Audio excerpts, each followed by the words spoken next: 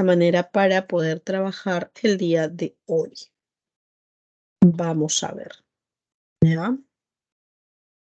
Ujú. Veamos, veamos.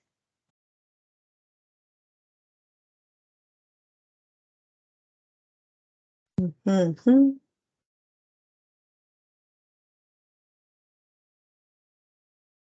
Ya. Ok, vamos a ver entonces rápidamente ya lo que vendría a ser el tema del día de hoy. Hoy día compone pues el tema de el gobierno de Prado Ugarteche hasta el Ochenio, ¿ya? Gobierno de Prado Ugarteche hasta el Ochenio. Veamos.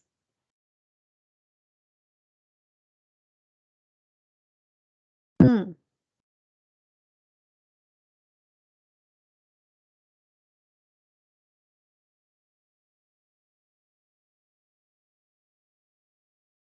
listo, vamos a ver, comparto pantalla con ustedes.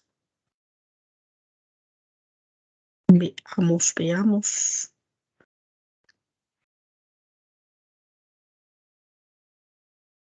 Ujú. Hola Adriana, muy buenos días. ¿Qué tal? ¿Cómo estás? Hola César.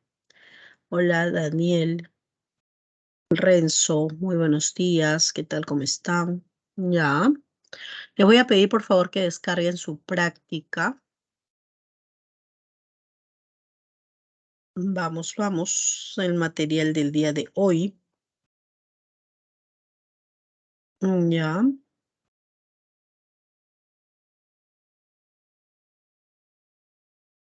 Para poder resolver algunas preguntitas a medida que vamos avanzando el tema. Ya. Algunas preguntas para que podamos ir contestándolas. Ya, vamos a ver. Descarguen, por favor. Listo, vamos. Estamos en el tema 20, ya del temario, ¿no? Y nos toca hablar de la primavera democrática. Vamos a ver. Sí, a los que recién van llegando, ya, por favor, descarguen la práctica del día de hoy, tema 20. Ya, vamos, vamos.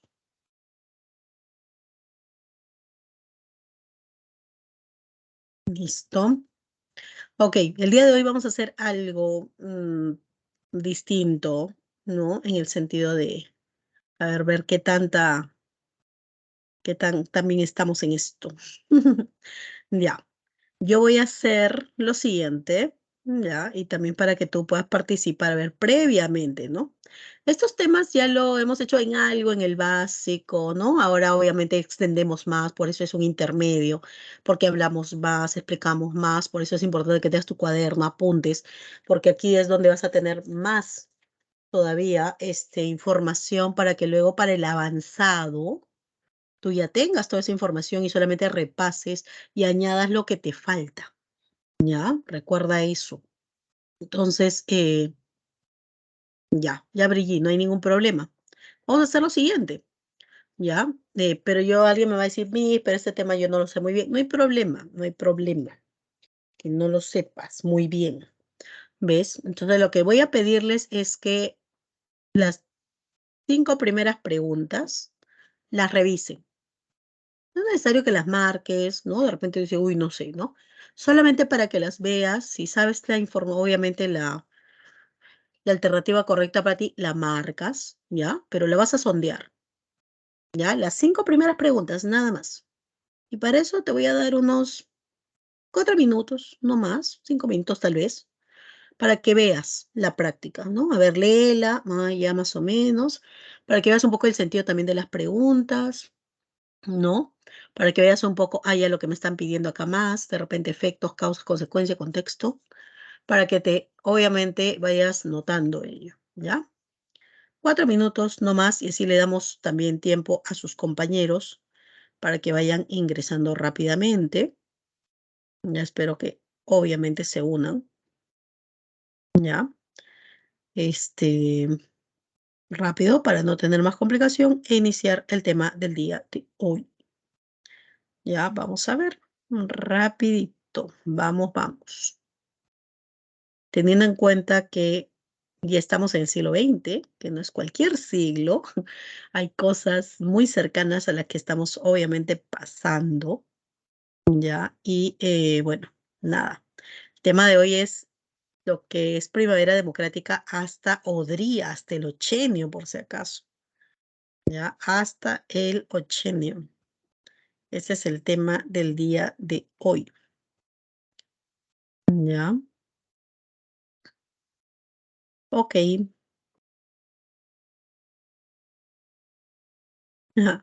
Ya, Brigitte. Ahora vamos a ver las 5 primeras preguntas. Sondéenlas, mírenlas, chequenlas, como quieran decirle a esta supervisión. A ver, es como que, a ver, quiero ver qué pregunta es, si sé o no sé antes del tema. De repente sí, de repente no.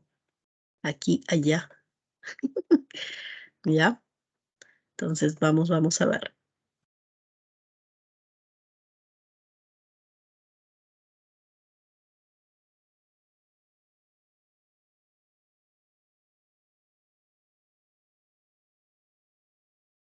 Ya,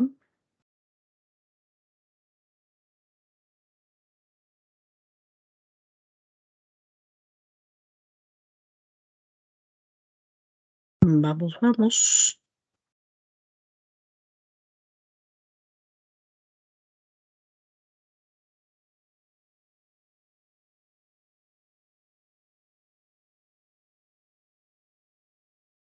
Ujú. Aquellos que van entrando, muy buenos días, espero que estén muy bien, ¿ya?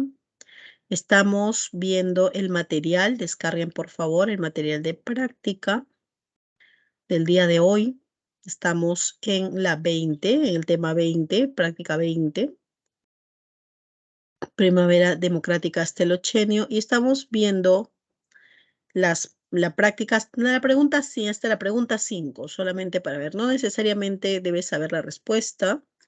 Ya, es solamente para ver un poco, empaparnos de algunos datitos que por ahí nos pueden, es parte del tema, ver también el nivel un poco de la pregunta, quizás, ¿no? La complejidad que se pueda presentar, ¿ya? Básicamente por eso, ¿está bien? Entonces, vamos. Nos queda ya 2 minutos y de ahí comenzamos rápidamente la clase, como siempre, ¿ya? Vamos a ver.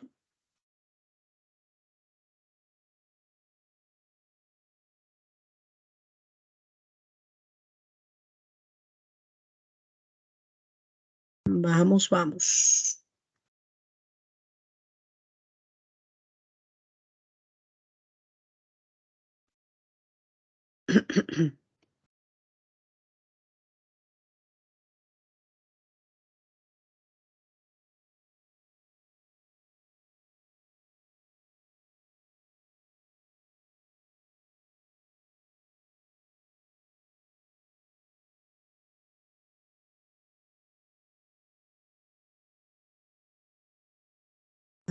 Veamos.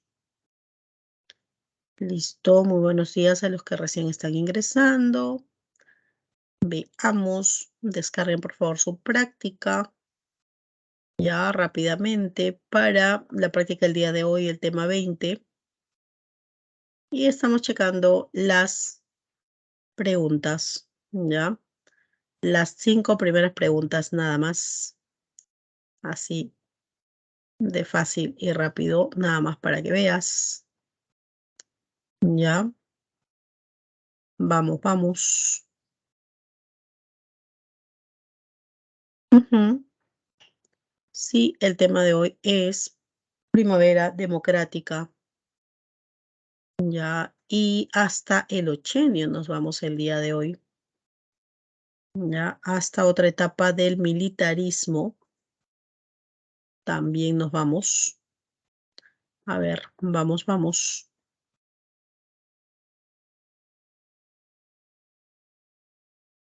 Ya, si tú ya terminaste de verla, entonces también checa las otras, ¿no? Las otras, obviamente, 5 que tenemos, o sea, de las 6 a la 10.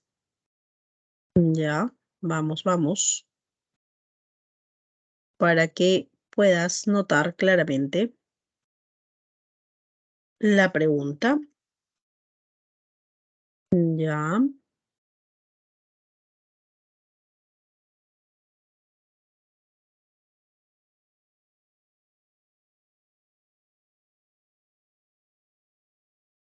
ok, vamos a ver, voy a compartir ya rápidamente la diapositiva ya para comenzar. Y bueno, vamos también señalando, la semana pasada estuvimos hablando sobre el oncenio de Leguía, que es un periodo interesante, porque recordemos que es un personaje que, aunque tenía muchas e interesantes ideas, ¿no? Para poder hacer que el Perú avanzara, algunas de estas decisiones llevaron a que tomar el poder de manera muy abusiva, ¿ya? Pero a la vez también generó que, pues, ¿no? Esta, este periodo se vuelve un periodo, ¿no? También un poco complicado, debido, pues, que aparte del poder y la entrega, ¿no es cierto? Un tanto el entreguismo para muchos, ¿no? El entreguismo hacia los países, ya especialmente de capital norteamericano, las inversiones norteamericanas les sean favorecidas a este grupo, ¿no? Entonces, vamos a ver por acá rápidamente, compartiré, veamos. Tam, tam, tam.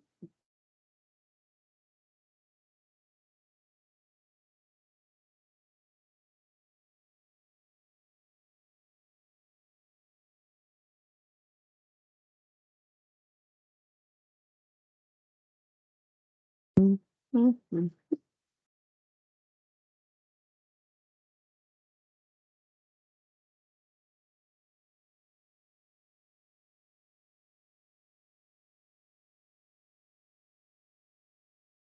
Ok, ahí está, listo.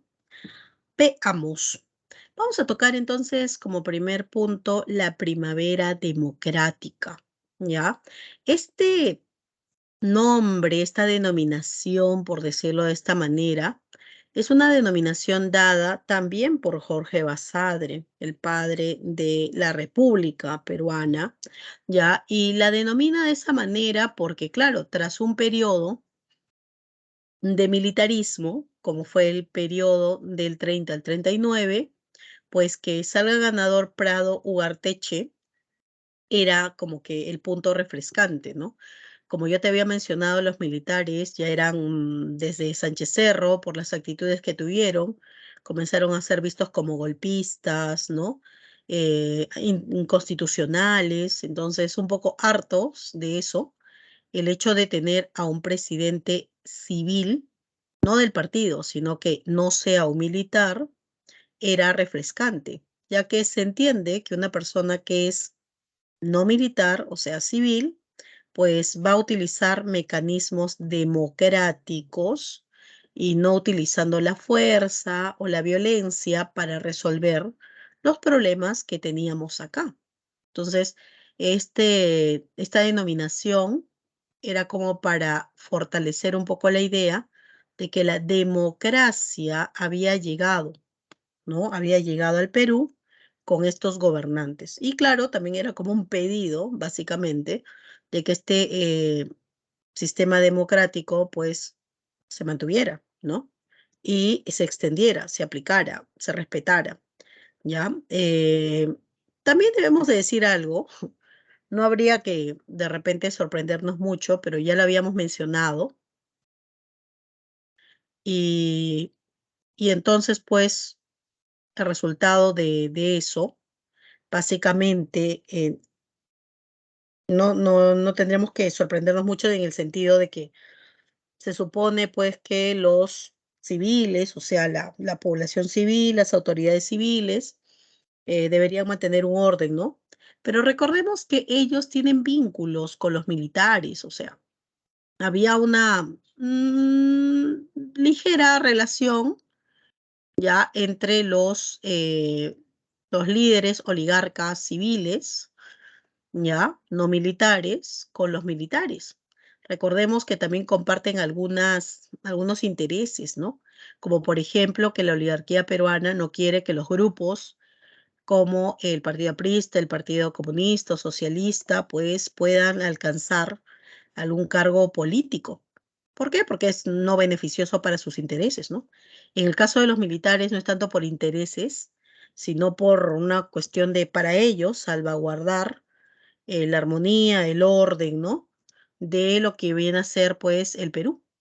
Entonces, por ese motivo, pues había que evitar de una u otra manera que ellos asciendan al poder. Entonces, habían intereses, al menos al mismo fin tenían. Ya las causas obviamente son distintas y por eso es que de una u otra manera estaban vinculados, relacionados y estaban tan cerquita. O sea, que hablemos de una república, en este caso, ¿no? Una etapa republicana, una etapa democrática, tampoco nos garantiza, obviamente, de que eso implique de que los militares no están cercanamente al gobierno, ¿no? De hecho, lo vamos a ver al final de este periodo. Justamente por eso también se le llama primavera. Primavera se toma primeramente porque es un periodo corto, es como una estación, o sea, no duró. Se le pone primavera también porque es un periodo en donde florecen las cosas.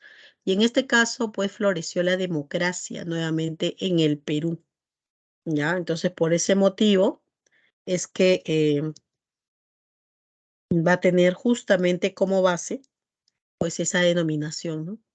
Esos son los motivos y las razones por las cuales se le pone primavera democrática. Un periodo corto en donde la democracia volvió a aplicarse, a realizarse, a llevarse a cabo en nuestro territorio, pero obviamente eso no implica que todos vamos a ser iguales, ni que todos vamos a llevar la fiesta en paz, porque bueno, si bien es cierto, los militares no están en el poder, sí están relacionados, ¿no? Con los grupos de poder. Ya están muy vinculados esos grupos de poder. Entonces, tener en cuenta esa situación. ¿Ok? Listo. Entonces, pasemos a la siguiente. Vamos a ver por acá. Es el primer gobierno de Manuel Prado Ugarteche. Ya, los Prado, Manuel Prado Ugarteche es hijo de Mariano Ignacio Prado. Y tú y yo lo conocemos. A ver, haz memoria rápidamente. ¿De dónde conocemos a Mariano Ignacio Prado? ¿De qué hecho histórico sabemos de él? De A la ver, República Aristocrática. Mariano Ignacio Prado. No. A ver, ¿de qué escriba? Ahí está, Brigitte me está escribiendo por acá. Y de la Guerra del Pacífico, ya, ok, claro, fue el primer presidente o el presidente que gobernaba en el Perú cuando se inicia la Guerra del Pacífico, exacto, ¿no? Que fue depuesto por un golpe de Estado dado por Nicolás de Piérola. Pero recordemos que en la Guerra del Pacífico ese habría sido su segundo gobierno. Mariano Ignacio Prado también es, por si acaso, tiene su primer gobierno por golpe de Estado durante 1866. Y él es el que derroca ya al presidente Peset justamente como una forma de rechazo ante lo que Peset había hecho, que era hacer el Tratado Vivanco Pareja, en donde prácticamente beneficiaba a los españoles, ¿no? cuando más bien el gobierno peruano tenía que exigir o debía exigir la retirada, la salida de los españoles de la isla de Chincha, ¿no? Él hace el golpe de Estado en Arequipa, preside el Perú durante la guerra, se logra la victoria, ¿no es cierto?, en esta guerra con la ayuda de 3 países de Sudamérica que también se vieron un poco en la idea de que se iban a ver afectados si es que había una invasión, ¿no? Entonces, por eso también colaboran, hay que ser claros en eso, ¿ya? Pero bueno, más allá de esto, pues finalmente vamos a traer consigo, ¿ya? Veamos por acá, se va a traer consigo, pues, un gobierno, el gobierno de Mariano Ignacio Prado. Ahora, los Prado, por si acaso, llegaron durante la colonia, ya vienen principalmente, son europeos. Durante la colonia también se establecieron un poco para entender a la familia Prado, ¿no? Hay un libro especialmente de ellos, ¿no? Pero bueno, ellos llegan durante el periodo colonial. Durante el periodo colonial lograron, ¿no?, establecerse, por si acaso, en lo que viene a ser, pues, la sociedad destacada, noble, comercial, y destacan, se mantienen después del virreinato como una de las familias pudientes, ¿ya? Y sí, vienen de la misma familia, exacto, Brigitte. Ujú. No confundir por si acaso con los Pardo. Una cosa son los Prado y otra cosa son los Pardo. Los dos son oligarcas, ¿ya? Pero mucho cuidado. Los Pardo sí tienen que ver con el Partido Civil, ¿ya? Tienen que ver con la República Aristocrática, los Pardo. Los Prado principalmente están durante la guerra contra España, la guerra del Pacífico y nuevamente acá en la República del siglo XX con el señor Manuel Prado Ugarteche. Te decía que esta familia era extranjera, se estableció en los niveles más altos del virreinato y luego del virreinato también se mantuvo dentro de los sectores no pudientes debido al comercio y las labores económicas y hacendarias que ellos tenían. Su periodo en donde se consolidaron aún más como una familia pudiente, importante, fue durante la era del guano, ya que debido a este periodo, en esta era, pues la familia Prado comienza a tener también mayor poder, ¿no? Ok, bueno, los Prado, ¿ya? Los Prado también tienen un origen, por si acaso, extranjero y también se consolidan, ¿no? Durante lo que viene a ser, pues, eh, el periodo del guano, ¿ok? Bueno, los Prado Ugarteche, ahí están. Como ves, una familia de militares, siempre destacados, familia obviamente importante, tanto en el siglo XIX, en el siglo XX también lo van a querer hacer. Manuel Prado Ugarteche es uno de los hijos de Mariano Ignacio Prado, ya igual que Leoncio Prado, ¿no es cierto? Y en su momento también su hermano Carlos Prado también, ¿no? Son una familia distinguida, numerosa, ¿ya? ¿Qué podríamos decir de este señor, Manuel Prado? Porque es importante siempre conocer un poco, ¿ya? De dónde viene, qué hace, por qué motivo también gobernó, ¿no? Siendo una de las familias más importantes y aristocráticas de ese tiempo. Bueno, él en realidad nace acá en Lima, pero fallece para 1967 en París. Ya, él va a gobernar el Perú 2 veces, recordemos, ¿no? Va a gobernar en 1939 hasta el año 45, que es el periodo que nos toca ver. Y luego la próxima semana nos toca ver su segundo gobierno, que va de 1956 a 1962, ¿ya? Es un presidente que estuvo 2 veces en el cargo presidencial durante el siglo XX, ¿ya? Él, obviamente, al venir de una familia pues acaudalada, adinerada, además prestigiosa, política y socialmente, pues va a estudiar en los mejores centros acá en el Perú, la Universidad de San Marcos, ¿no? Él va a estudiar ciencias. También estudió, por si acaso, en la Escuela Nacional de Ingenieros, que luego será conocida como la Universidad Nacional de Ingeniería. Sí, profesor, los estudios en San Marcos y luego en la UNI, porque todavía no era UNI, ¿no? Sino la Escuela de Ingenieros, claro. Ya en la Escuela de Ingenieros, en la Escuela Nacional de Ingenieros, estudió ingeniería civil. ¿Ves? Él, igual que la mayoría de sus familiares, pues siendo oligarca, pues va a participar del partido civil desde muy joven, de hecho, ¿no? Y también, ¿no? Como parte o militante del partido civil, colabora con algunos gobiernos. Ya, por ejemplo, durante la República Aristocrática, él estaba a favor del golpe de Estado de Óscar R. Benavides. ¿Por qué? Porque creía, igual que otros civiles, que Billinghurst era un daño, ¿no? A lo que vendría a ser, pues, el partido civil.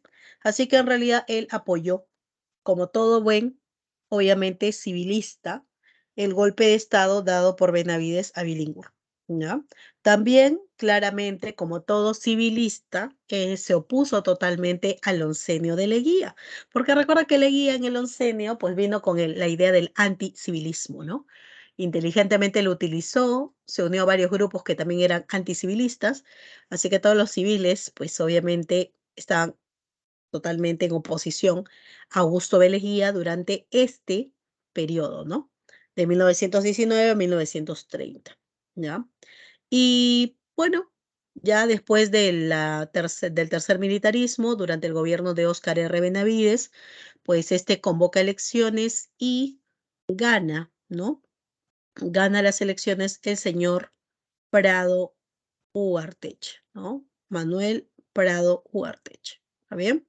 Entonces ahí lo vamos a tener ya a este personaje simbólico, habría que decir, porque él decide ser parte del gobierno peruano. Ha estado siempre inmiscuido en la política, por si acaso, ¿ah?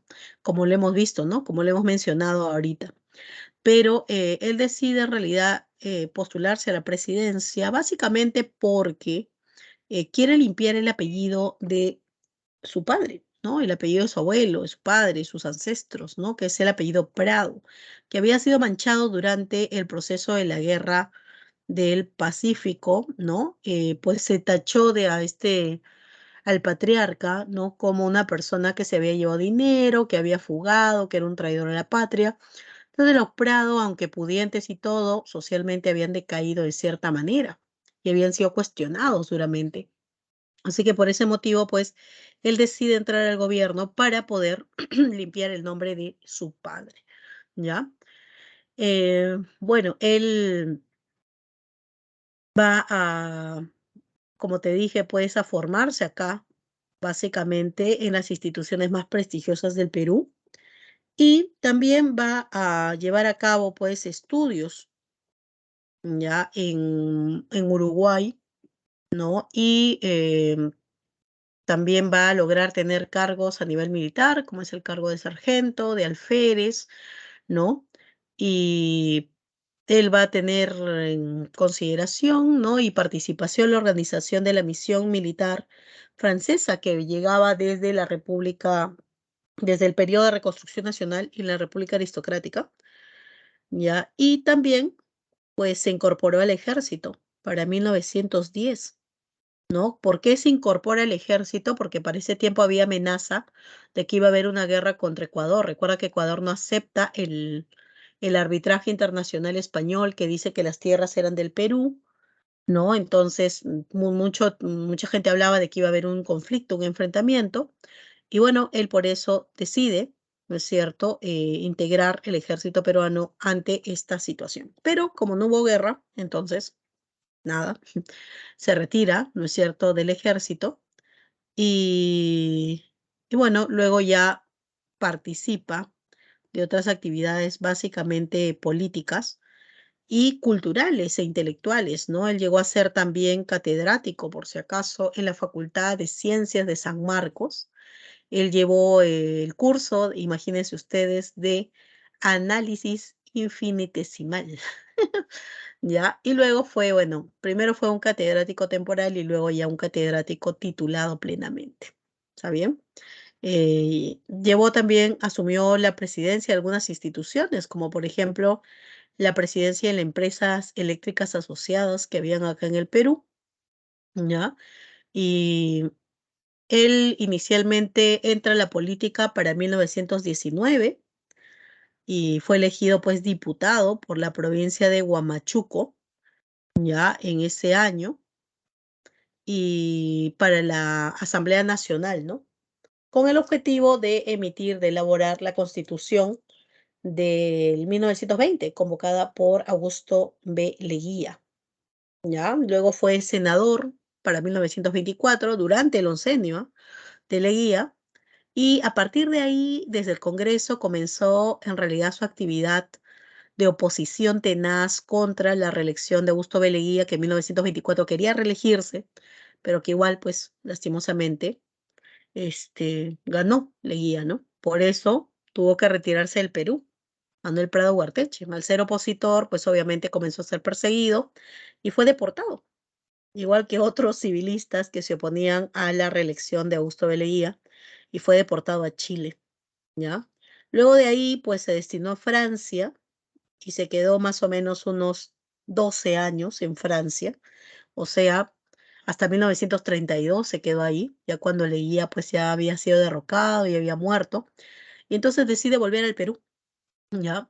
Y decide volver, pero no con cualquier cargo, va a ser presidente del directorio de la Compañía Peruana de Vapores, una de las instituciones más importantes, ¿no? Y luego, pues, gerente general y presidente del Banco Central de Reserva del Perú. Y esos cargos, bueno, lo ejerció desde 1934 hasta 1939, año en que se convoca elecciones. Óscar R. Benavides convoca elecciones, ¿ya? Y bueno, en estas elecciones básicamente, se va a postular solo un candidato más, que va a ser el señor José Quesada Larrea. José Quesada Larrea pertenecía a un partido no muy conocido, el Frente Patriótico, y era pues un abogado y periodista peruano, ¿no? Conocido para ese tiempo. Entonces Prado se postula con su partido, la Coalición Conservadora. Hay que decir que este partido en realidad viene como producto de la disolución del Partido Civil, ¿no? El Partido Civil se disuelve en 1930 y no había dónde albergar a los de la derecha, ¿no? Los de la derecha conservadora. Así que deciden formar este partido, ¿no?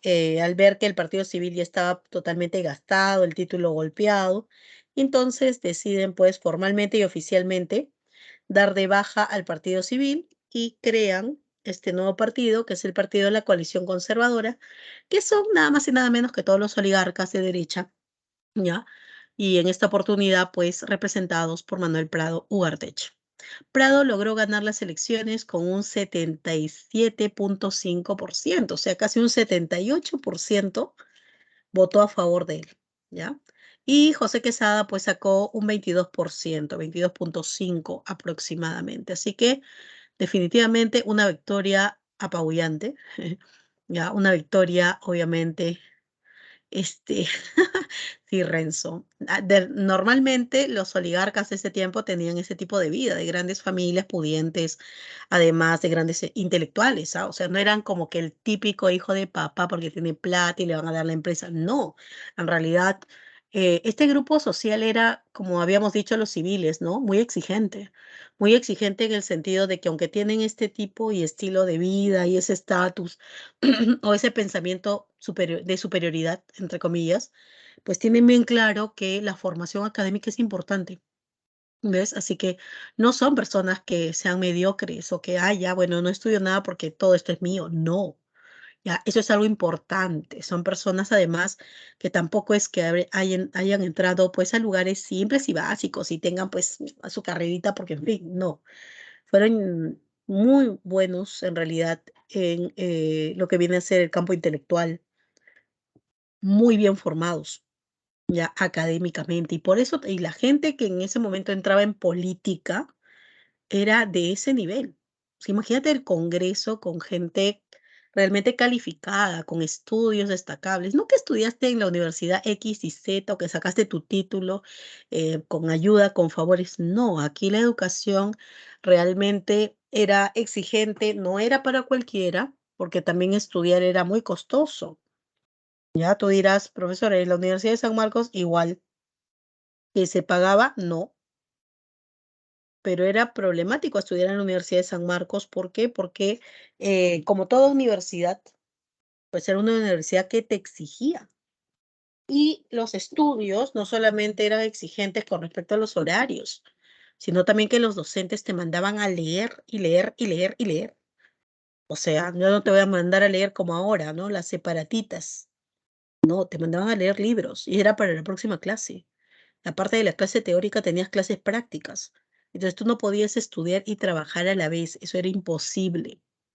¿Ves? Era casi imposible. Algunos lo hicieron tal vez de una u otra manera, pero la universidad te exigía mucho. Entonces, prácticamente la universidad estaba destinada a los grupos pudientes, como es el caso de, ejemplo, esta familia los Prado, los Pardo, ¿no? Y entre otros.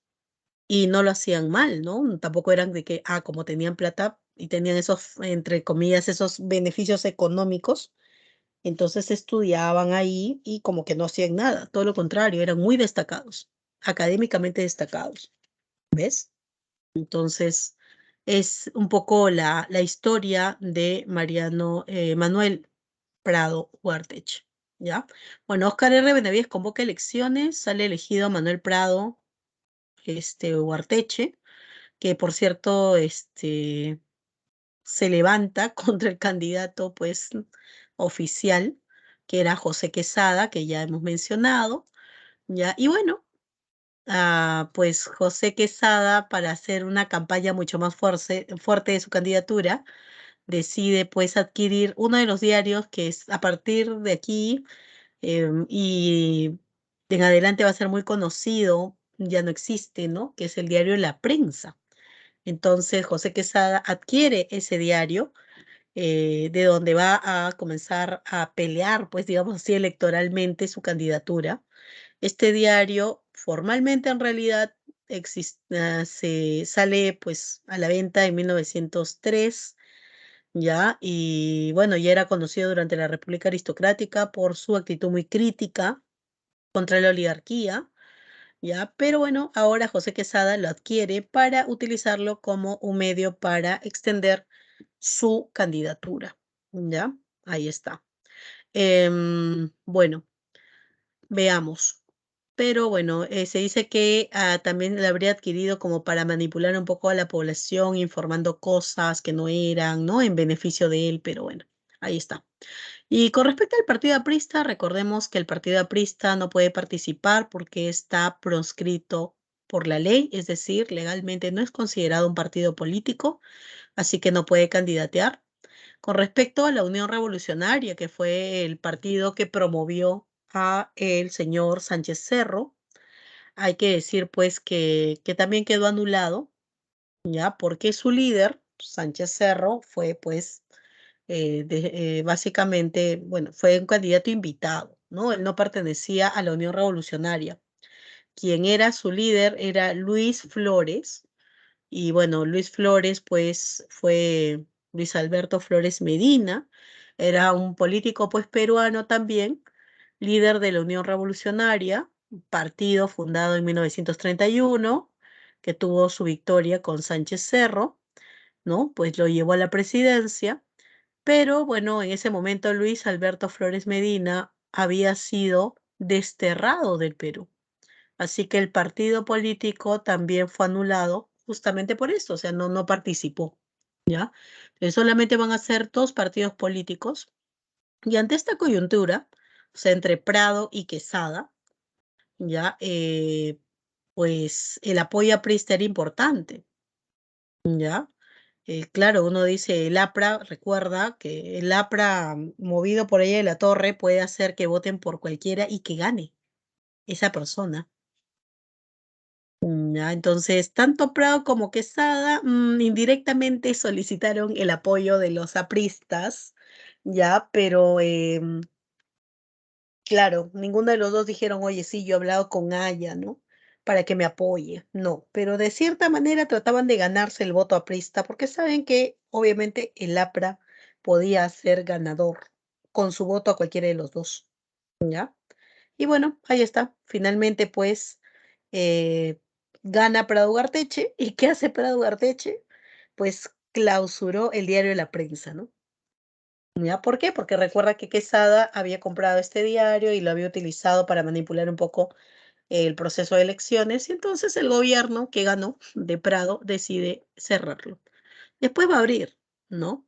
Por si acaso. ¿Por qué lo cierra? Porque por medio de la prensa, Quesada señala después de la victoria de Prado Garteche que habría existido un fraude masivo, que en realidad él habría ganado. Entonces, por eso el gobierno dice, como este diario en realidad está diciendo cosas incoherentes, ¿no? Entonces hay que cerrarlo. Y así fue, ¿no? Lo cierran.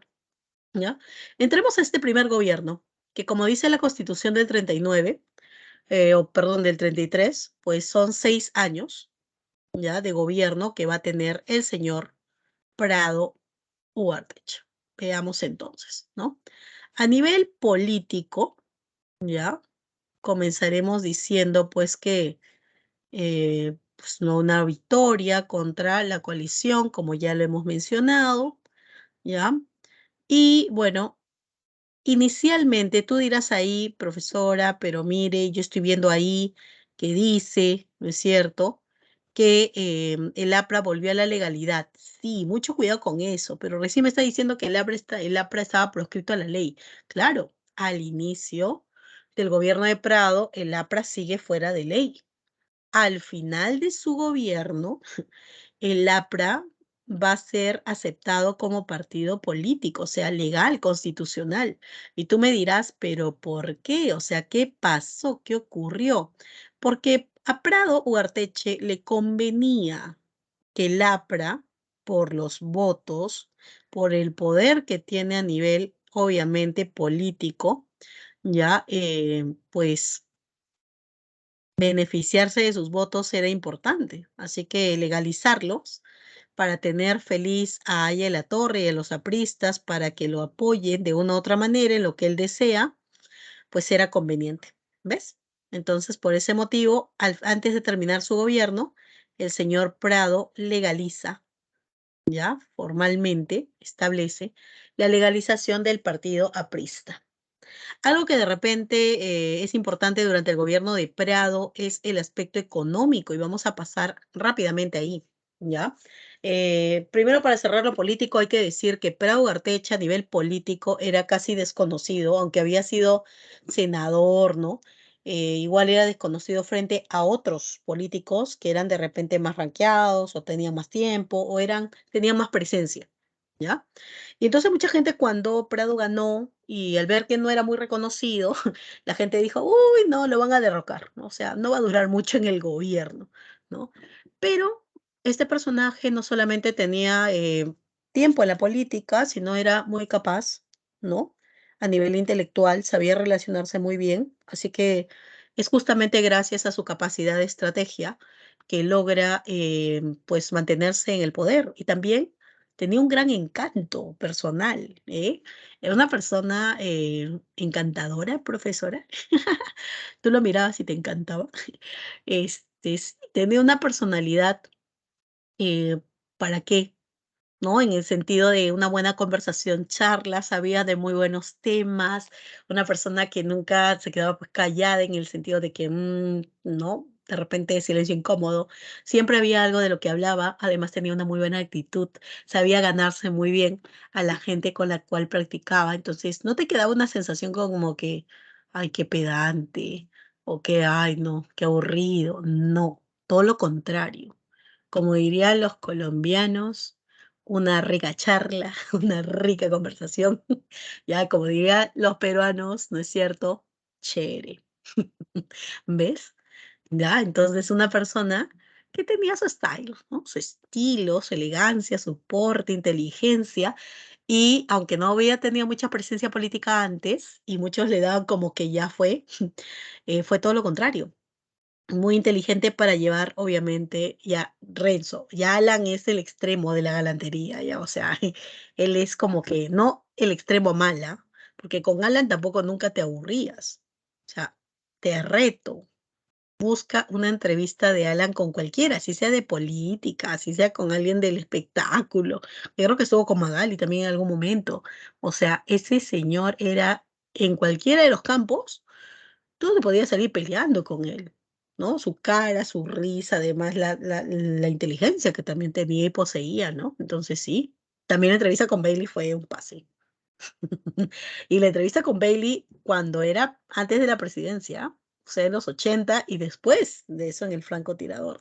Tendrían que ver esas dos para que vean la diferencia, pero igual tú dices de Alan es como que qué chévere, o sea, no quiero quererlo, no quiero apreciarlo, pero por lo que hizo en el Perú, pero es imposible de repente no tener ese sentimiento, porque es una persona empática, una persona muy alegre, es una persona encantadora, ese es el término, ¿no? Que encanta, ¿no? Que logra de una u otra manera seducirte, no desde el aspecto amoroso, por si acaso, sino que desde el aspecto como persona, ¿ves?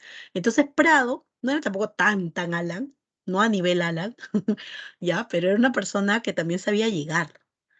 Y eso estaba bien, porque bueno, de no tenerle en realidad muchas expectativas, pues eso cambió. Y su gobierno no solamente logró terminar su gobierno, sino que fue visto como uno de los políticos más eficaces del Perú del siglo XX.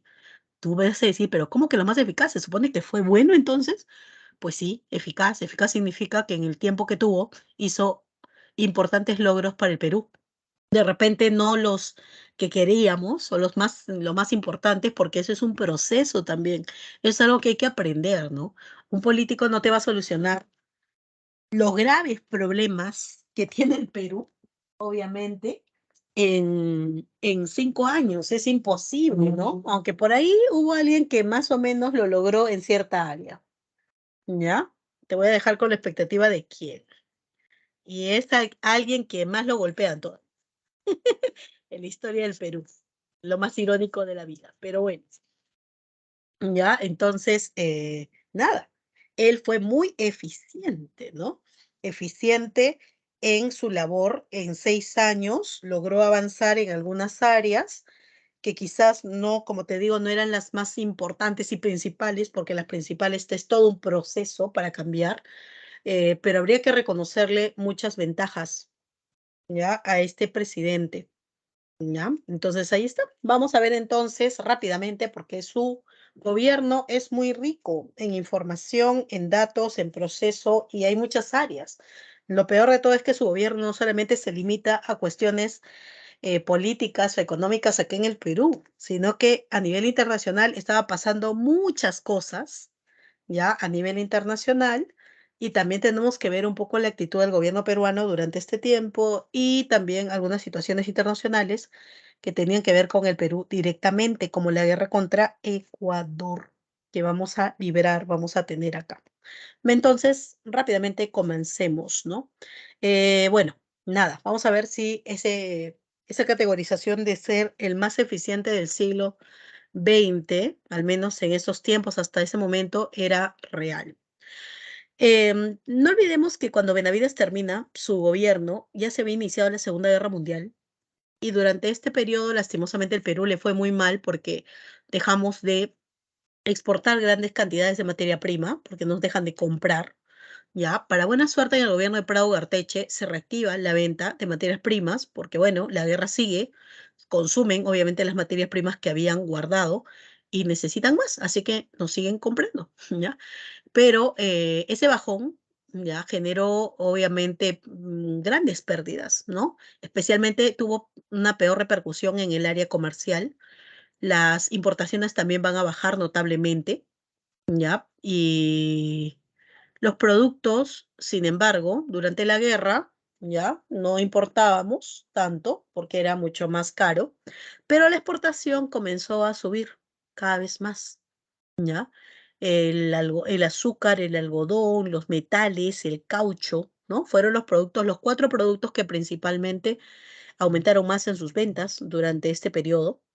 Y pues debido al que las importaciones decayeron, había escasez de productos, de esos productos importados que necesitábamos para consumir a nivel nacional. Y eso fue, de cierta manera, también una oportunidad. ¿Por qué? Porque a falta de repente debido a la guerra, de traer los productos de afuera, eso hizo posible que surjan nuevas industrias acá en el Perú, ¿no? Industrias que buscaron reemplazar a esos productos extranjeros y eso fue exitoso, ¿no? Y es lo mismo que estamos pasando ahora, chicos, ¿no? Por eso, ¿cómo así? Tú dirás, profesora, claro, ahorita la guerra entre Ucrania y Rusia, hemos podido notar que Ucrania en realidad es un país importantísimo porque le provee de muchos recursos a muchos países a nivel mundial. Y entonces, ¿qué pasa cuando no se puede? El producto de eso es que si ese territorio que nos provee, ¿no? Productos importantes para la producción nacional está en guerra, conflicto, no nos puede vender, ¿no es cierto? Entonces, ¿qué hacemos? Nos quedamos sentados, nos miramos y ya no tenemos la materia prima que necesitamos, o podemos nosotros mismos también crear empresas para abastecernos de esos productos, ya que nos traían del extranjero o nosotros importábamos. Y eso es lo que hoy día tenemos que hacer. Por ejemplo, eh, muchos señalan que la agricultura se va a ver obviamente en serios problemas porque de Ucrania se traen, ¿no? El abono a nivel mundial y nosotros en realidad podemos fácilmente también producir abono. Tenemos el guano, tenemos el abono también de la ganadería, ¿no? De las plantas y animales, solo que nosotros no nos hemos industrializado, que va a costar obviamente organizarnos, ¿no? Invertir, sí, pero es justamente en estos momentos, en estas situaciones, así como en la Segunda Guerra Mundial, que no habían productos, no llegaban los productos importados acá al Perú, y mira lo que ellos hicieron, ¿no? Muchos empresarios decían, ok, necesitamos esos productos importados, pero no van a llegar, obviamente, por la guerra.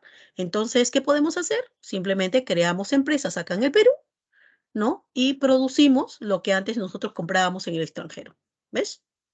Entonces, y eso fue exitoso porque esas empresas, obvio, la gente quería consumir esos productos y ahora las empresas peruanas, ¿no es cierto? Es decir, de capital peruano, ahora lo producen acá y lo venden acá. Y entonces la gente, lo que antes compraban en el extranjero, lo va a comprar de empresas peruanas. Por eso fue exitoso, ¿no? Ese mecanismo. ¿Te das cuenta? En esos periodos de crisis es donde aparecen las oportunidades y hay que ser muy inteligente, hay que estar por eso informado, hay que estar preparado. Por eso de que, ay, ¿qué me va a servir eso? En algún momento te sirve, aunque no creas, porque las oportunidades no te dicen, oye, por si acaso dentro de un año va a pasar esto, por si acaso ve aprendiendo tal cosa para que tengas la oportunidad de, no, a los que tienen conocimiento, a los que tienen, obviamente, saben sobre uno u otra cosa y tienen mucha habilidad y ganas, pues lo hacen y logran tener éxito, ¿ves? Ese fue el ejemplo, ¿no? Muchos de estos empresarios comenzaron a invertir y fue excelente. Y entonces, sin querer, queriendo, la guerra hizo posible que aparecieran nuevos ricos en el Perú, nuevos empresarios que gracias al vender estos productos que antes comprábamos por importación, ellos lo producían acá y aparecen nuevos ricos, nuevas familias pudientes. ¿Ves?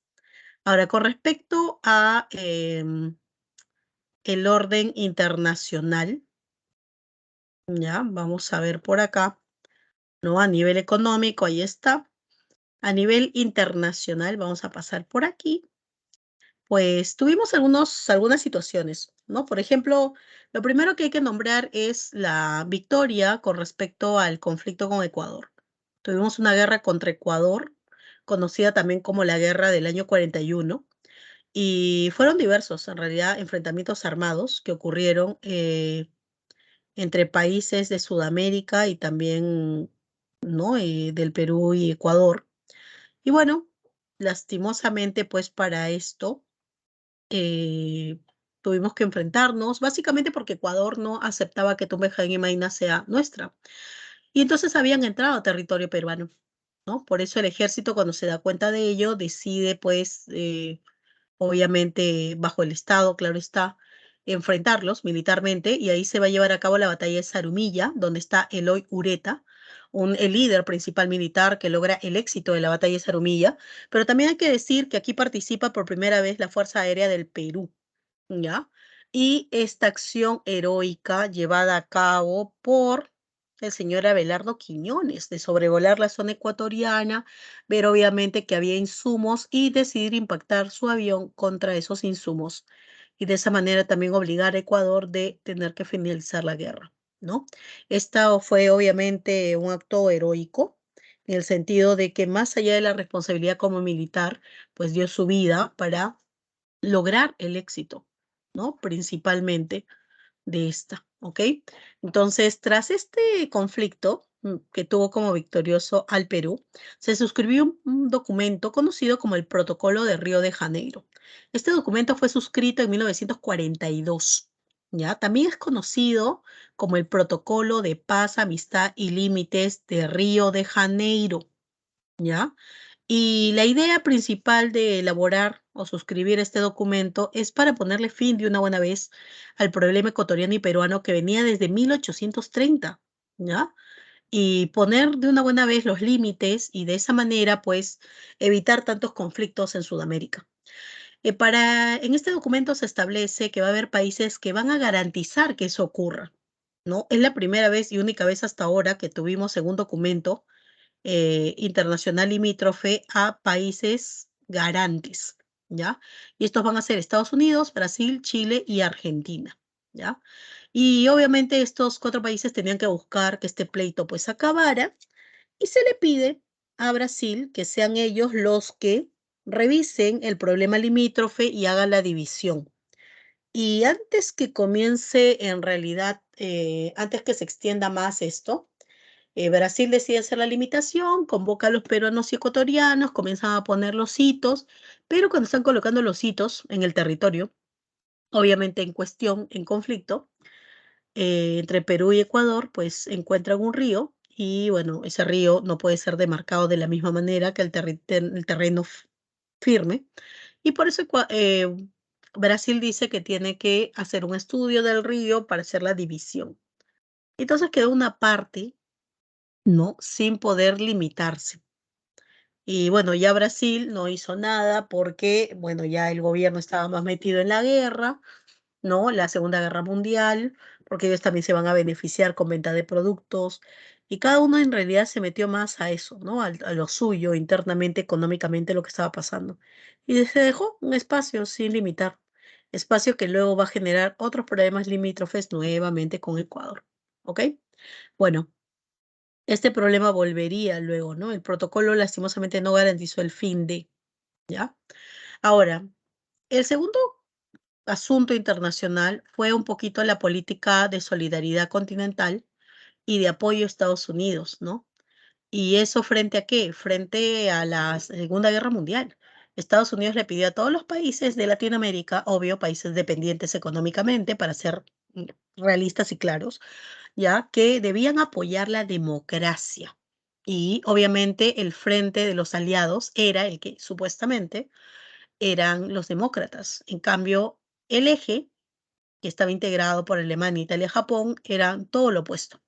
Así que una manera solidaria a nivel política internacional era romper relaciones. Es prácticamente lo que pedía Estados Unidos a los países, ¿no? Tú me demuestras tu solidaridad y tu apoyo y a la democracia especialmente si es que rompías relaciones diplomáticas con estos países. Y el Perú fue el primer país de Latinoamérica. Mira, tú siempre tan puntalitos nosotros, ¿no? Tan educaditos en romper relaciones con el eje, ¿no? A ver, espérame un ratitito.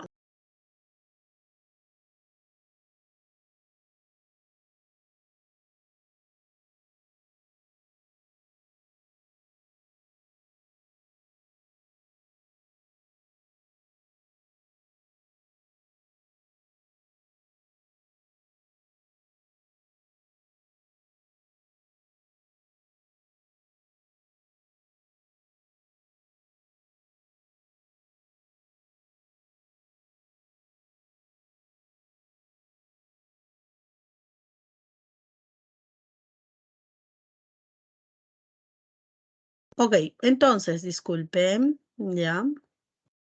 Ok, estábamos diciendo pues que nosotros siempre tan empeñosos, siendo los primeros, ¿no? rompimos relaciones, fuimos los primeros a romper relaciones en Latinoamérica, a pedido de Estados Unidos, diciendo que eso era justamente, pues, apoyar a la democracia, ¿no? Y bueno, ahí está. Los cancilleres se reunieron en Río de Janeiro en 1942 y bueno, los peruanos, al menos los representantes en el Perú, tenían pues una inclinación clara de apoyar obviamente a Estados Unidos. Pero Ugarteche tiene claro que Estados Unidos, tú no puedes enfrentarte a Estados Unidos si dependes de él especialmente, ¿no? Y que este garantice también otras inversiones en tu país. Así que, igual que nosotros, otros países tenían la misma idea. Y bueno, la actitud fue respaldarlo, ¿no? Eh, Esta ayuda a Estados Unidos básicamente también iba de la mano con otras cosas, ¿no? Otras cosas que también fueron vistos como un exceso. O sea, mucha gente decía, oye, está bien, ya, ok. Entendemos que estamos relacionados y hasta de repente dependientes de cierta manera del capital extranjero norteamericano. Y ok, ya vamos a romper relaciones con estos países, ¿no? Aunque nosotros no tengamos nada que ver directamente en esta guerra, ni tampoco estamos en contra, ni nos han hecho nada directamente Alemania, Italia y Japón, ya, ok. Pero esta ayuda se llevó al extremo a cierto punto, porque Estados Unidos le solicita al Perú instalar una base aérea en nuestro territorio. ¿Por qué motivo? ¿Quién sabe? Porque aquí la guerra, obviamente, pues, estamos muy lejos del espacio en donde se va a propiciar la guerra, pero bueno, Estados Unidos, viendo esta colaboración pro-norteamericana por parte del Perú, le dice, oye, permíteme instalar una base aérea en la zona norte peruana, en la costa peruana, en Talar, en Piura, ¿ya? Y el Perú le acepta, le acepta eso. Y también le acepta otra cosa más que Estados Unidos había solicitado a los países, y es que como estamos en la actitud pro-democracia, entonces si bien es cierto, has roto, has terminado, ¿no es cierto? Relaciones con los países de Alemania, Italia y Japón, entonces poblaciones que vivan, ¿no? Con nacionalidades del eje también deben ser sacados de los países, ¿no? Que apoyan a la democracia. En pocas palabras, que si habían acá alemanes, italianos y japoneses, tenían que ser deportados. O sea, no se les iba a preguntar, oye, si quieres te vas. No, no, te vas. Así. Y el Estado peruano hizo eso. Deportó masivamente a muchos residentes que eran alemanes, japoneses, italianos, ¿no? ¿Y a dónde los llevaban? Porque claro, no van a ir a Europa, no están en guerra. ¿Dónde iban a ir?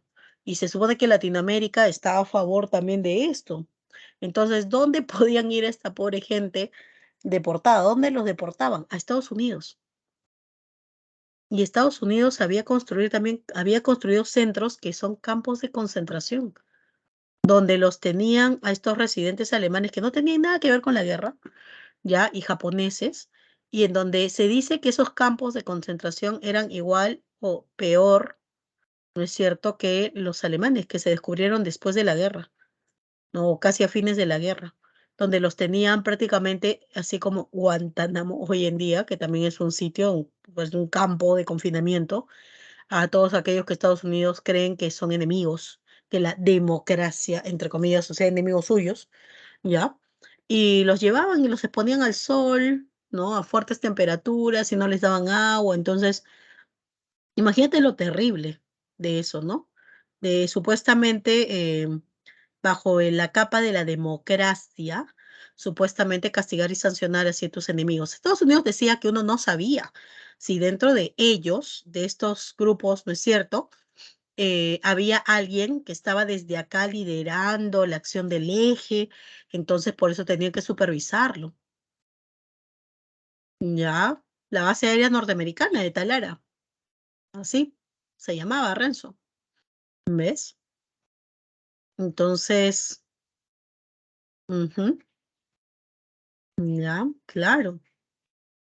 Entonces, mira lo terrible, ¿no? Ya era un exceso. Una cosa es que te ayude, ok, ya por la democracia, pero otra cosa es que, y eso se criticó después de Prado Garteche, ¿no? Ahora, a nivel interno, hablando de cosas ya que ocurrieron acá, bueno, se supone pues que es un gobierno democrático, ¿no? Prado en realidad mantuvo por casi todo el gobierno fuera al partido aprista y como te mencioné, solo en el último año y por motivos de las siguientes elecciones legalizó al partido aprista como partido. ¿Y por qué? Porque Prado Arteche quiere seguir en el gobierno, pero sabe que legalmente no lo puede hacer, no hay reelección seguida. Entonces, Prado pensó lo siguiente. Él dijo, si formamos un frente, o sea, una unión de partidos, y postulamos a alguna persona, ¿no? Eh, Principalmente que no tenga mucho poder político, porque si tiene poder político, cuando llegue al gobierno, pues va a hacer lo que él quiere. Y Prado decía, yo no quiero a alguien así, yo quiero a alguien que me obedezca, que me haga caso, que, ¿no? Se oriente de mí, de lo que yo diga, ¿no? Lo que mi partido diga. Entonces necesito que sea alguien neófito, alguien nuevo en la política. Pero también si postulamos a alguien nuevo, pues nadie va a votar por él. La única opción de que alguien nuevo gane las elecciones es que el partido aprista vote por ese candidato. Y en pocas palabras, significa hablar con Aya de la Torre. Y por eso es que Prado habla con Aya y le dice, ¿no? Oye, voy a legalizar tu partido, pero, ¿no? Este sería para formar un frente, el Frente Democrático Nacional, ¿ya?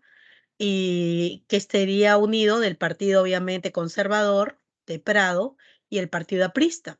Y estos dos partidos harían frente para postular a un nuevo candidato.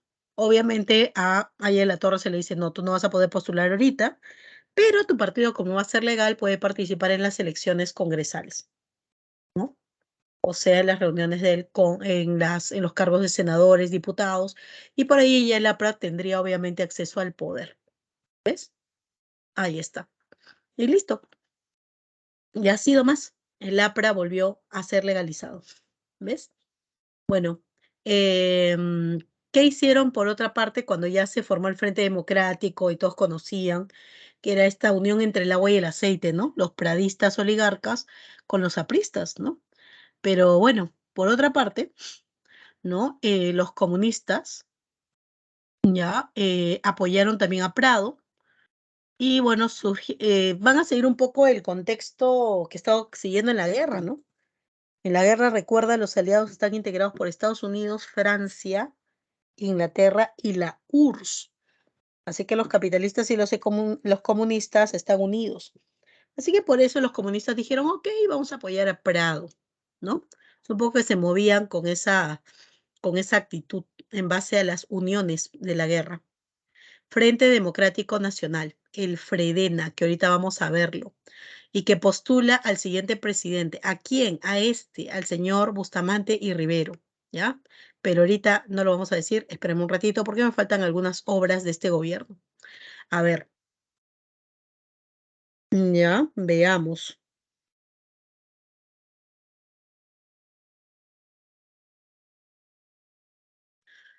Bueno, aparte de esta movida política que ya entenderás, hubieron algunas obras importantes, ¿no? Por ejemplo, como ya habíamos dicho, es una obra interesante esa sustitución de importaciones, es decir, que aquellos productos que escaseaban debido a la guerra, pues se dieron la opción y la oportunidad de poder ser procesados acá en el Perú. Así que por eso se dice que hubo avances importantes en el proceso de industrialización del país, ¿ya? También se fundó la Corporación Peruana del Amazonas. El objetivo de fundar esta institución, la Corporación Peruana del Amazonas, ya,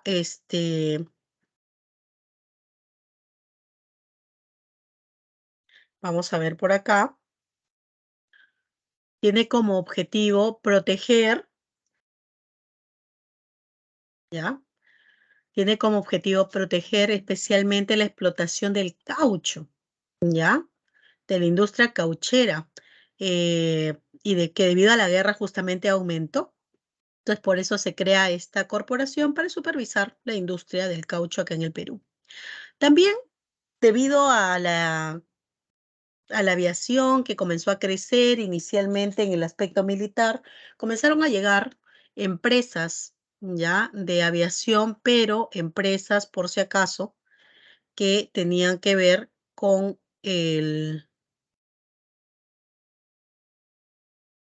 con el servicio, ¿no? Básicamente comercial, o sea, prestar ya labores para trasladar a personas, así como el día de hoy, ¿no? Que puedan viajar de un lado a otro. Por eso se creó Corpac. Corpac es la Corporación Peruana de Aviación Comercial, ¿no? Y la tarea de Corpac, que hasta ahora existe, es justamente encargarse del buen funcionamiento de los aeropuertos. No solamente del funcionamiento de la torre de mando, sino también de las diversas empresas, ¿no? De aviación que van a prestar, obviamente, sus servicios, ¿ya? Y justamente como debido a esto, es que se inaugura el aeropuerto del Perú, de acá, de Limatambo, que antes estaba en la zona de Limatambo, ¿ya? Y bueno, ya luego se traslada a lo que es hoy día el Jorge Chávez, ¿no? Ya, también él fue muy preciso en el hecho de señalar que es importante tener calles, tener avenidas, tener carreteras para poder llegar más rápidamente a los poblados y que también el Perú se integre. Así que él culminó, porque Leguía inició esto, ya, pero él culminó el asfaltado del tramo que faltaba sobre la carretera panamericana. También el tercer militarismo, por si acaso, Óscar R. Benavides inicia ya con respecto a la Panamericana Norte, ya en la construcción de la carretera panamericana, bueno, Prado lo termina, ya también él durante su gobierno culmina lo que viene a ser el asfaltado de la carretera central, especialmente en la zona que iba hacia Pucallpa. Algo importante que también él señaló es que la única manera que la selva se integra al Perú era de que hubiera caminos, hubiera carreteras para poder llegar accesiblemente a ellos y que ellos también logren salir de ahí y se interrelacionen con otras partes del país. ¿Ves? También se inauguró, si bien es cierto, esta es una obra en el gobierno de el señor Óscar R. Benavides, pero las construcciones de muchas de esas obras se van a dar en el gobierno de Prado. Así que él inauguró el Hospital El Obrero, que hoy día es conocido como el Hospital Guillermo Almenara. También inauguró el Hospital Obrero de Huacho, que hoy día es el Hospital Gustavo Lanata Luján. Inauguró también la Maternidad de Lima, ¿ya? Y él también va a iniciar campañas de vacunación masiva. Siguió construyendo estos cuartos para el barrio obrero en la zona del Rímac y también impulsó el turismo porque creyó que era conveniente que conocieran el Perú, no solamente Lima, sino las diversas partes, por eso también las carreteras, que eran tan importantes, ¿ves? Y también él era un creyente fiel en la educación peruana, por eso dio una ley orgánica nueva y en este caso sí lo que hizo fue hacer una campaña agresiva totalmente, es decir, una campaña exhaustiva con respecto al área de alfabetización a nivel nacional. Ya, todas estas mejoras lo hizo en base a un censo. Realizó un censo en 1940, ya, en donde la población, imagínate tú, arrojó 6.200.000 peruanos para ese tiempo y en Lima había unos 577.000 habitantes. Y gracias a ese censo se pudo ver que la tasa de analfabetismo era muy alta, que había carencias, que no había transporte. Y entonces, producto de ese censo, de esos datos de ese censo, él comenzó a hacer obras, la política pública sobre el plan de alfabetización, la campaña de vacunación masiva para que justamente estas personas que tenían enfermedades, ¿no es cierto?, comunes, básicas, pues puedan prevenirlas. Hospitales, obviamente, que ya estaban mandados a hacer, pero igual que para él fue importante inaugurarlos, ¿no? Para que la gente, obviamente, tuviera la posibilidad de atenderse. Fue una persona estratégica porque no hizo obras por hacerlas. Eso es algo muy importante. Él no es que, ya se me ocurre hacer un ejemplo, un hospital, se me ocurre hacer, no, él lo hizo en base a algo real, que eran las estadísticas en base al censo, que es lo que en ese momento era lo más práctico y rápido que podía hacer para solucionarlo.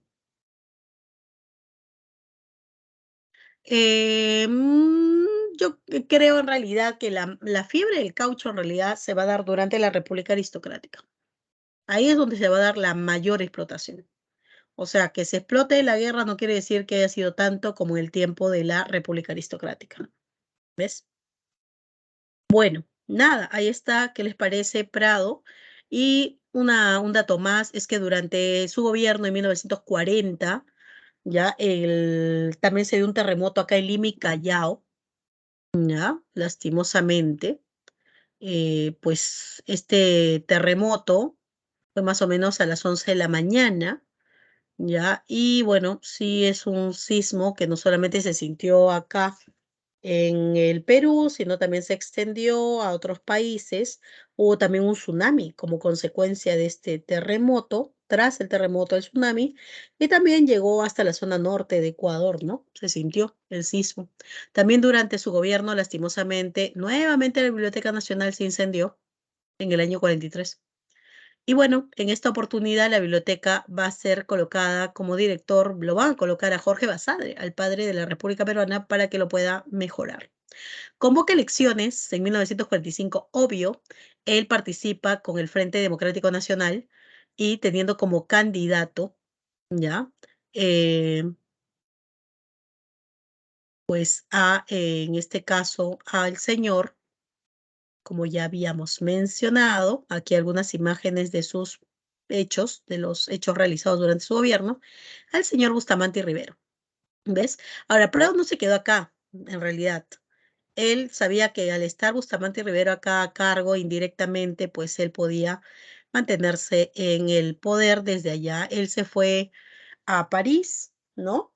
Y ahí se mantuvo por un tiempo, ¿no? Tenía su residencia en una de las avenidas más pudientes, además de Francia, ¿no? La avenida Foch, que no es el apellido de uno de los militares ya más destacado de la Primera Guerra Mundial. Bueno, ahí está. Ya, y nada, pues gana las elecciones, ya, y bueno, sale el señor Bustamante Rivero. Bustamante Rivero es un arequipeño, fue un arequipeño, abogado, conocido en Arequipa, pero fuera de Arequipa no, ¿ya? Entonces, él fue prácticamente el conejillo de Indias del Frente Democrático Nacional. Queremos a alguien que no tenga reconocimiento político para poder manipularlo. De cierta manera, era así. Y Bustamante entró gracias a los votos apristas. El APRA tuvo mayoría en el Congreso, lo cual fue excelente para el aprismo porque ya se proyectaban que de aquí para adelante el Congreso y luego la presidencia, ¿no? Pero, bueno, las cosas no fueron tan felices. ¿Por qué motivo? Porque, bueno, el APRA, aprovechando que era mayoría en el Congreso, decide, pues, elaborar una ley, que es la ley de sindicatos, para que se legalice los sindicatos, y el gobierno de Bustamante dijo que no. O sea, el Ejecutivo le negó eso.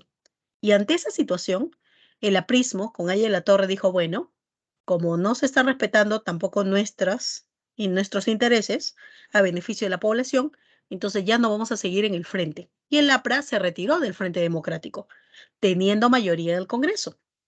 ¿Ves? Lo cual quiere decir que ahora la mayoría del Congreso, que eran apristas, eran la oposición al gobierno. Y tú y yo sabemos qué ocurre cuando hay oposición al gobierno, ¿no es cierto? El APRA prácticamente no le permitió nada a Bustamante Rivero. Sumado a eso, Bustamante Rivero se le ocurrió la grandísima idea de que así como Oscar R. Benavides de cierta manera no luchó contra el APRA, sino que trató de ganarse a sus seguidores, bueno, Bustamante se le ocurrió llevar a cabo y hacer una ley, que es la ley de yanaconaje, ¿no? Que los yanaconas que no tenían sueldo en las haciendas reciban ahora sueldo. Pero esta medida, obviamente, aunque populista para ganarse a los seguidores de Haya, perjudicaba a la oligarquía, que es el grupo que todavía estaba en el Frente Democrático Nacional apoyándolo. Obvio, después de esto, ya pocas ganas tengo de apoyarte, Bustamante. Y sumado a eso, ya había pasado casi 3 años y Bustamante no había hecho ningún avance económico. La crisis en realidad se había extendido aún más, ¿no? Él aplicó el control de cambio, ya, para que la moneda no se devaluara tanto. Además, la inflación comenzó a crecer más y más. Esto fue tras la Segunda Guerra Mundial, porque durante la guerra, pues vendíamos productos, pero en este contexto no hay, ¿ves? No hay posibilidad de producir, de salir adelante. Nos dejaron de comprar materias primas así de golpe y hubo inflación y hubo recesión y había escasez de productos y también había desempleo.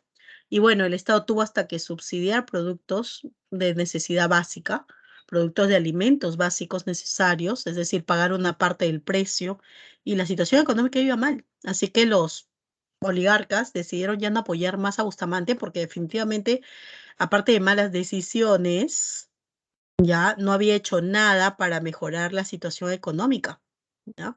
En ese contexto, se manda a construir el Hospital Bravo Chico. Se construye también la unidad vecinal número 3 con el objetivo de, obviamente, ganarse también seguidores del aprismo. Y también se da la conocida, el decreto ley de las 200 millas marítimas. Esto producto de que Chile también había decretado 200 millas, ¿ya? Y bueno, Brigitte, lo que hablé de la colonización de la selva era con la iniciativa, ya de que estas poblaciones también tengan, obviamente se acerquen más a las zonas de la sierra y selva y se puedan actualizar. Y para eso el uso de carreteras, obviamente, la construcción de carreteras para lograrlo.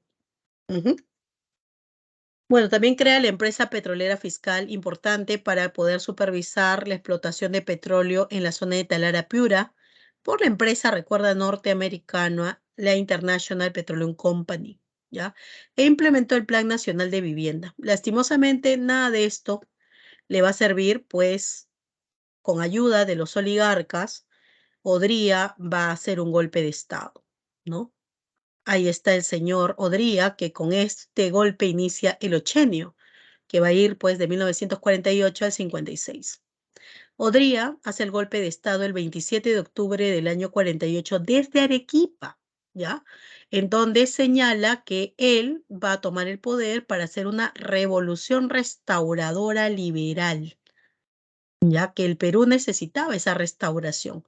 Así que llega a Lima, se establece una junta militar, y obvio, Odría va a presidir esa junta, ¿ya? Y al presidir esa junta, pues esta junta se queda 2 años, del 48 al 50, y bueno, tiene una actitud dictatorial definitivamente. Elimina la Constitución del 33, van a gobernar mediante una ley, que es la Ley de Seguridad Interior, pues dice que el Perú está en crisis, en caos, y entonces es necesario. El APRA, o se cierra el Congreso, así que el APRA pierde todos los beneficios que tiene. Y obvio, el aprismo, el comunismo salen y dicen que es ilegal. ¿Y qué hace el gobierno militar? Pues comienzan las persecuciones a los opositores, principalmente apristas y comunistas.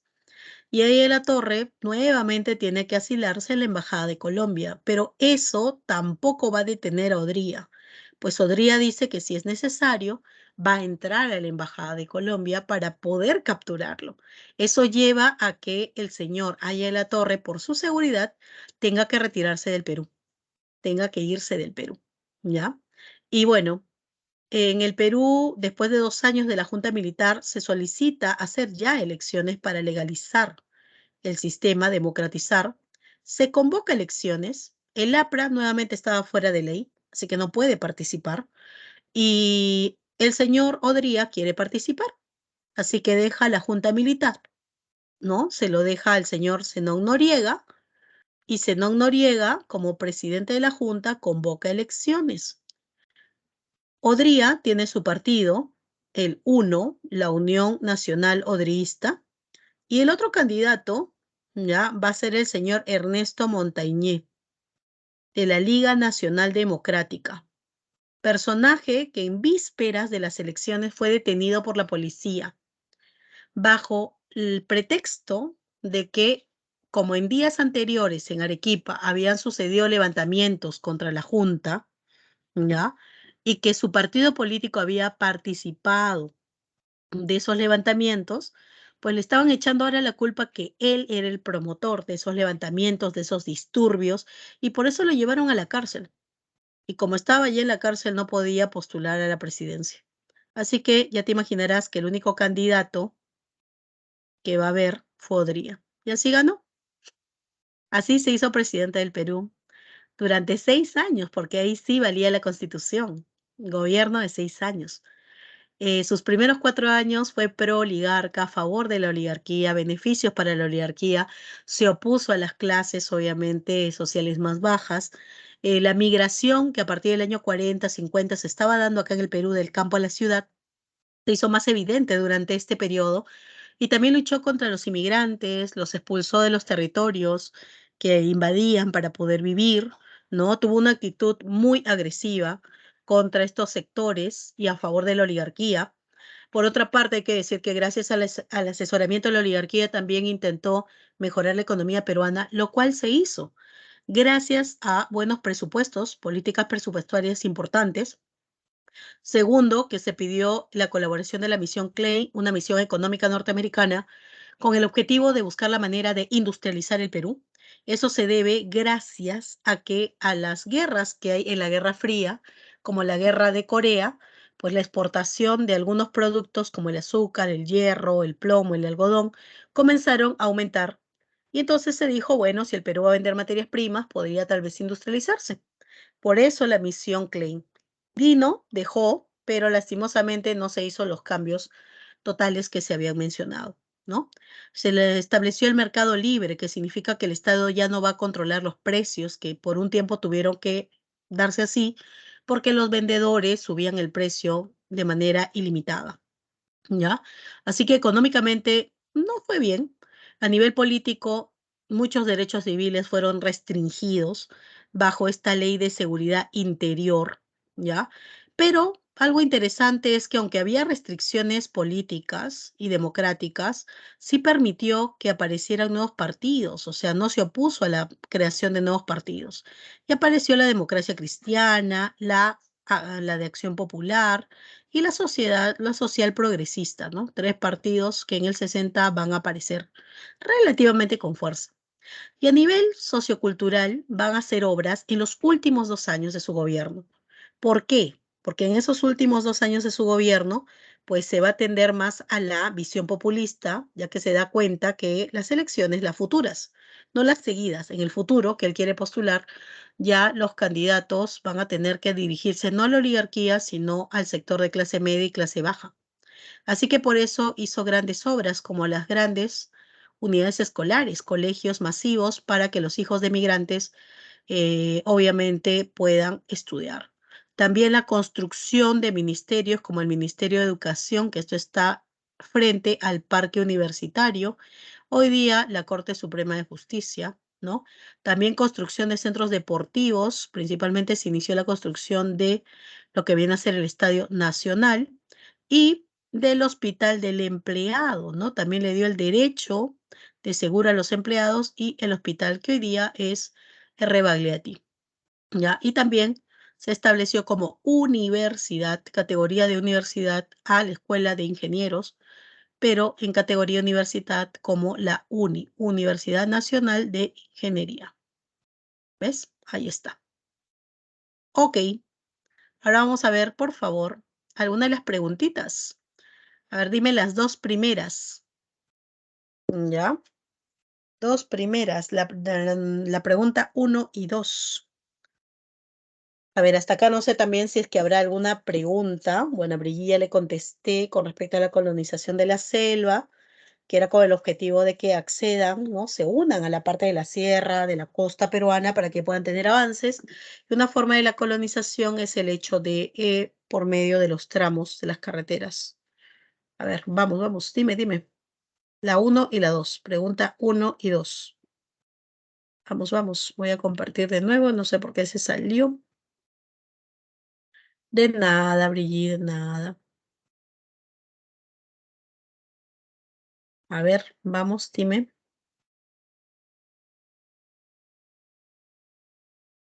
La uno y la dos.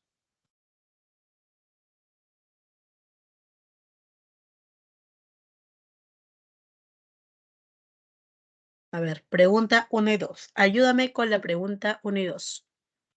Dice, en el marco de la democracia denominada Primavera Democrática, el gobierno de Manuel Prado tuvo que afrontar los efectos negativos de la Segunda Guerra Mundial a nivel económico a través de...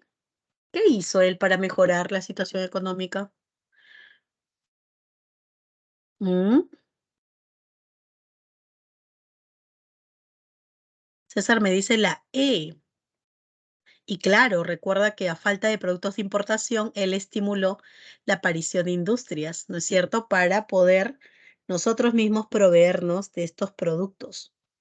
Y así entonces también lograr el desarrollo de la industria nacional. ¿Ves?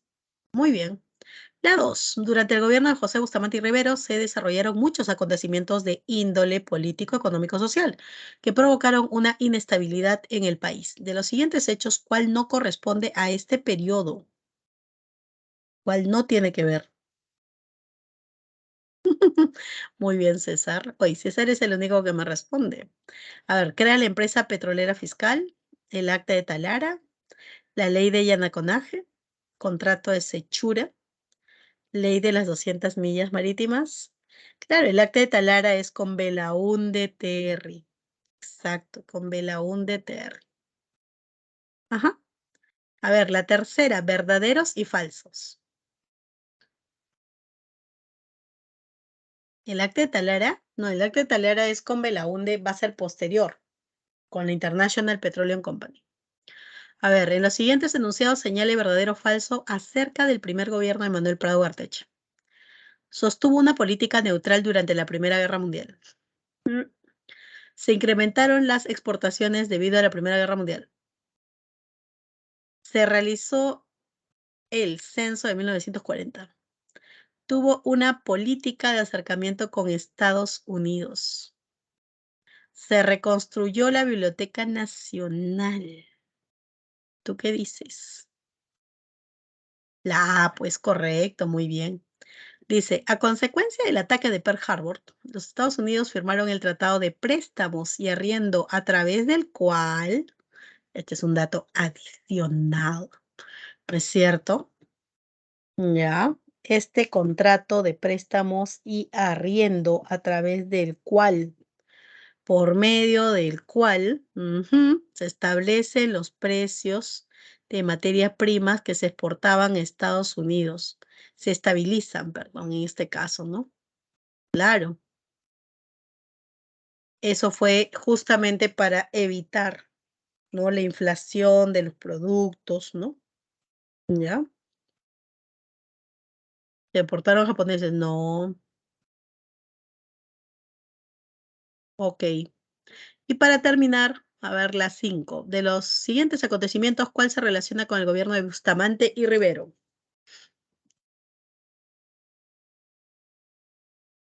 Se impide la participación política del APRA, firma el Tratado de Libre Comercio con Brasil, se produce el censo de 1940. Mm, Soberanía nacional sobre el Zócalo continental. Correcto, las 200 millas marítimas.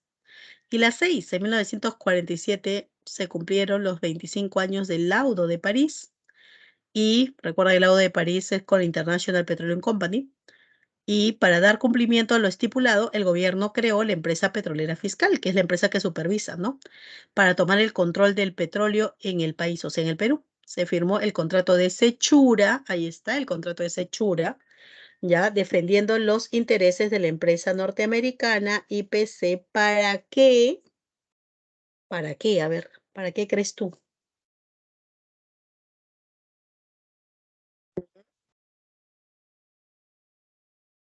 Ajá, en Sechura Piura, ya, pero este contrato de Sechura se dio justamente cuando el laudo de París ya pues se cumplió. Ya, y te dice que este documento favorece los intereses del IPC. ¿Para qué? ¿Para qué intereses? A ver, me dice la B por acá, César. Correcto. Para que explore y explote una vasta zona a cambio de mayores impuestos. O sea, el IPC iba a tener el permiso de seguir explotando y explorando nuevas zonas. Y claro, a cambio de ese permiso, pues se iba a aumentar los impuestos a ellos. ¿Ya? Ok, chicos, espero que les haya servido esta información, estos gobiernos, para darnos cuenta que no todo gobierno es malo, que no todos son malos administradores o políticos que utilizan el poder para, obviamente, no cumplieron, César. Esa es otra cosa. Justamente por eso va a haber el problema, el acta de Talara, que vamos a ver la próxima semana. Ok, bueno, y de todos ellos, creo que definitivamente Prado Garteche se lleva las palmas, porque sí, en verdad fue muy eficiente durante su gobierno. Intentó, aunque muy, digámoslo así, pegado a la política norteamericana, pero a nivel interno sí hizo obras y medidas que eran necesarias, ¿ya? Para poder, obviamente, pues desarrollar o mejorar en cierto punto. No sé con cuál de ellos igualarlos. No creo que con Prado o Arteche, definitivamente. Un rencito. Ok, chicos, cuídense mucho, que les vaya muy bien. Ya, nos